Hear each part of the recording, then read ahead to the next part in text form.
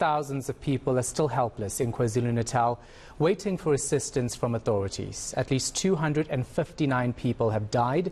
Search and recovery efforts continue this hour. Water and power services have also been disrupted in several parts of the province. Our senior reporter, Dasen Thathiah, is, of course, working the story for us. He joins us now live. So, Dasen, how is the search and recovery efforts actually going? It's such a widespread disaster.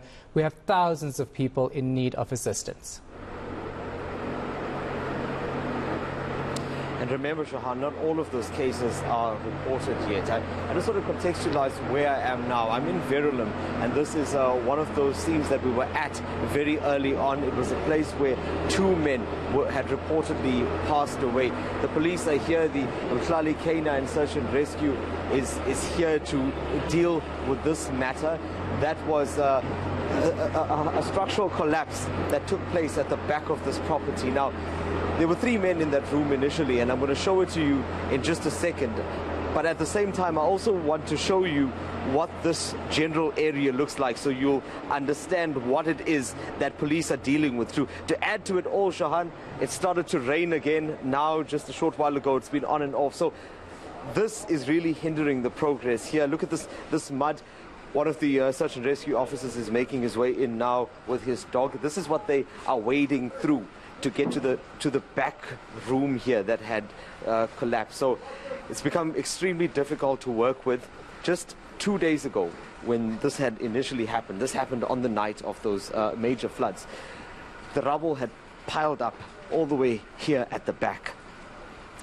And through the past 2 days or so, volunteers as well as employees of the property owner and now the search and rescue unit as well have been wading through that to try to get to that main source of where they believed those men could be. Obviously, we don't want to take you too close because this is an active scene at the moment while they make that recovery. But they have confirmed, the dog has indicated that there are in fact bodies that are under there. You know, initially when we spoke to the other man that was in that room, he had told us that he believes that he survived by a mere few seconds. Now let me show you what happened here. There was a structure at the back of this property up there, and it's believed that that structure first collapsed and then toppled onto the other structure that was at the back of this home, and that's where those three men were residing. That's where they were inside at the time of that collapse. And unfortunately, by the looks of it, Jahan, and all of the rubble that was here, they certainly didn't have any chance at survival. And it took all this time to get right to them, and even now the work is not over. You can see that machinery had to be brought in. There was a truck parked outside as well as they cleared this rubble and the debris that was here. They had to move it out, to clear it out of the way so that they could eventually get in there to work. So this is not an easy task, and one of the other reasons I'm telling you this is because I think it then paints a picture of exactly what police officers and emergency services personnel have to deal with to get to any single scene and to then recover a body. And at the same time, you also have families that are looking for closure. You have families that are looking for their loved ones that are missing, not sure what's happened to them. And this is the kind of work that is happening. Just today, this is the second scene that we've been at. Earlier in the day, another body was recovered in Durban North in Riverside, and there it was a man that was crushed by a container. So he'd been there also for about 2 days. It was a long and intricate process. They had brought in a TLB, police officers, firefighters. Everyone had to band together to try to move that. So I'll continue to show you what's happening behind me, Shahan, while we continue this conversation. But as you can see, it's a massive effort to get to the bottom of all of this. Yeah, and of course, this is just one scene that's obviously playing out in different parts of the province of KwaZulu-Natal. It's almost impossible for emergency services and disaster management to actually assist everyone right now. The president's even asking people for patience. But it's difficult to have patience when your loved ones are probably underneath rubble. Exactly, and let me just show you, Shahan, bear with me, please. It's not easy to walk through this mud, so I'm going to move a bit slowly. I'm going to show you exactly why this particular scene is so traumatic. Where we were was at the back of this house. So this is another structure on this property, and further down is the main house at the bottom. And that is the owner of the property. That's where he lives. Now, for the past 2 days, he's been there unsure of how to continue, because his employees have been here, or their bodies have been at the back of this house. In fact, on the first day, the other gentleman who had managed to escape, he was actually one of those that was trying to move the rubble out of the way to get to his colleagues and men who he says have become his friends over time. As you understand, we can't identify these people just yet because their families have not necessarily been informed. But that's an important point, Shahan, that the province is so vast and these incidents are popping up. They continue to pop up. The reports are popping up. And through that, police then need to prioritize. So they need to make very difficult decisions. Yes, there may be a family that is wanting them to move these bricks and make sure that they can get closure because they can get their loved ones out. But at the same time, in the early stages, there were also those that were almost definitely alive and that they may have needed more urgent assistance. I mean, I would never want to be in a situation where I would have to prioritize cases like that.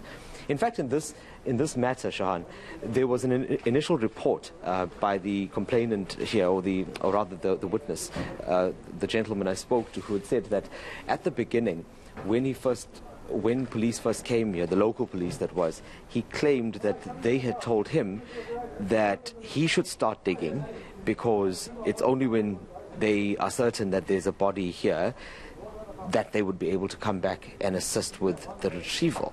And that's such a traumatic, kind of point for him, because he says that how would he do that, or how would he have to do all of that knowing that he's not going to be getting any assistance? So one of the reasons why the Mhlali K9 Search and Rescue responded was they'd actually seen our report, they'd seen the complaints that were received, and they decided then to come in. So as a specialized unit, they've managed to make some headway here. But as I said, it's not an easy decision to make. How do you manage a team that is relatively small, a specialized team? How do you spread them over the province, knowing that all of these incidents are popping up, and each one takes this amount of time? It can take hours, if not days. Yeah. So you, of course, have been speaking to residents, and I think that I want to hear more from residents about what they're going through and what they believe is the case when it comes to assistance from government. Do they believe that authorities are, stretched here, or are they saying that they're not doing enough?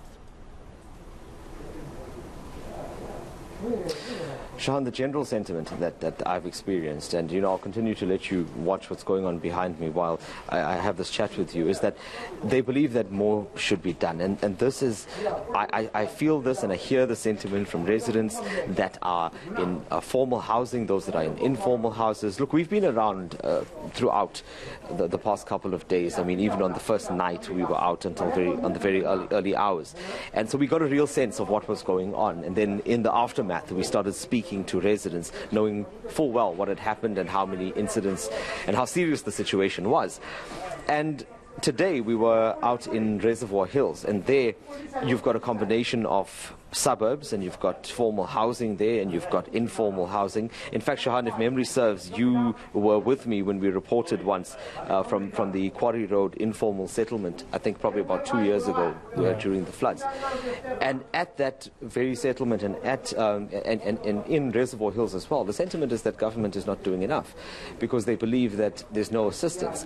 So on the one side, you've got the residents that live there in Reservoir Hills saying that they want access to the roads. They want to be able to drive their vehicles, they want movement to take place, and they felt that they were not getting that help.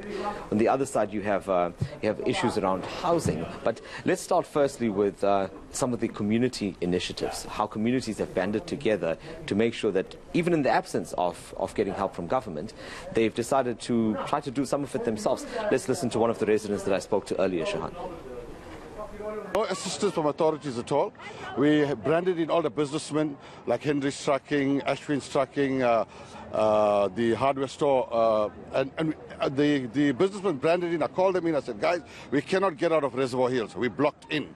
So they said, no problem, Ish. We are prepared to help. The trucks were here. We had bobcats. We cleared all the roads. We cleared everything except Pamro's place is locked in. The residents are locked in. Now I'm going to try to get trucks in to unload the side of the river to make a driveway for the people. We have had no help from the authorities. We have been shunned. And I think this is not fair as rate-paying citizens that we are being shunned now, because nobody phoned us, nobody came to us to tell us, guys, are you okay? We had mudslides. We had people locked into their houses. They could not get out. We did all that. We brought in our own trucks. Our own businessmen helped us. This is not on.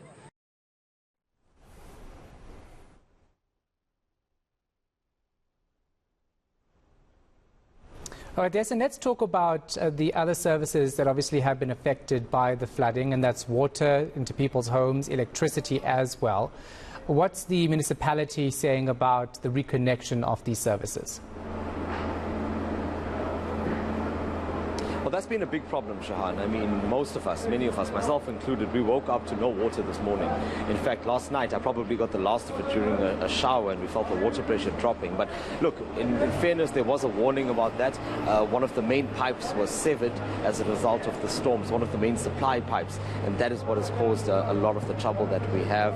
You know, the road networks were also badly damaged, and electricity substations had been damaged during the storm. So the latest report from the municipality, this is just coming in this afternoon, they say that there are now 3 substations left that need to be repaired, which means that a significant number of areas have been covered, or where electricity has been restored. The problem now is the water, because there are 2 supply lines that are not currently functioning, and that is where the issue lies.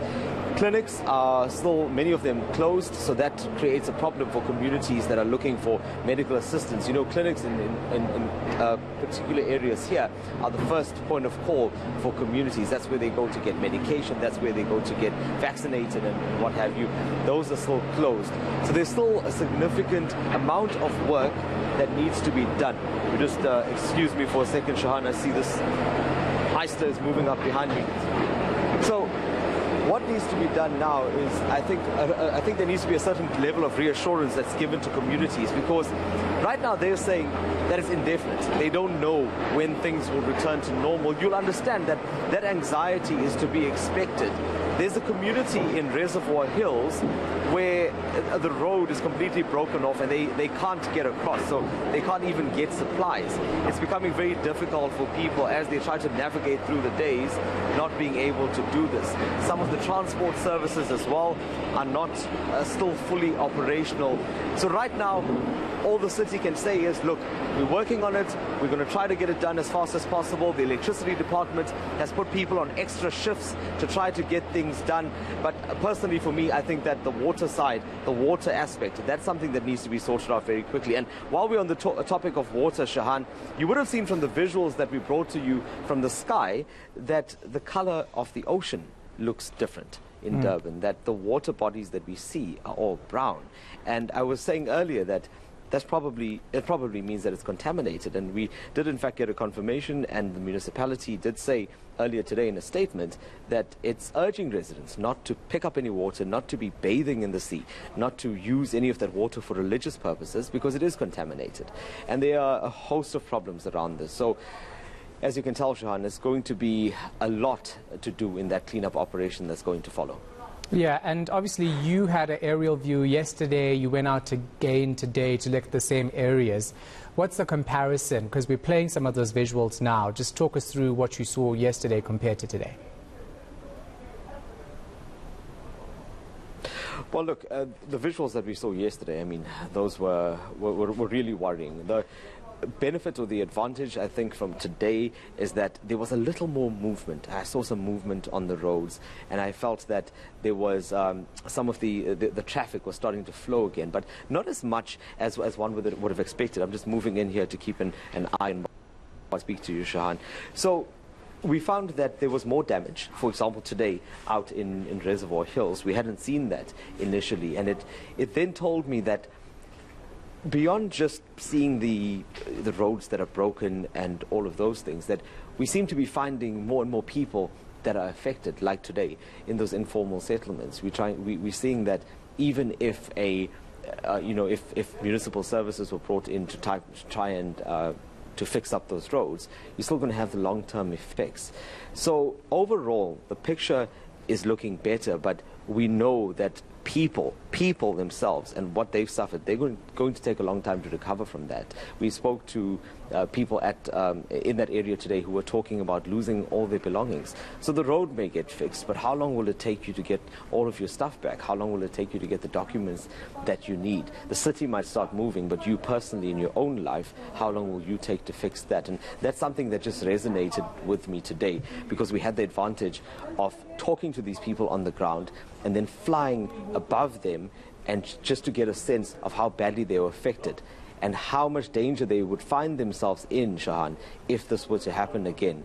It's certainly not good news that we're expecting more rain this weekend. Yeah.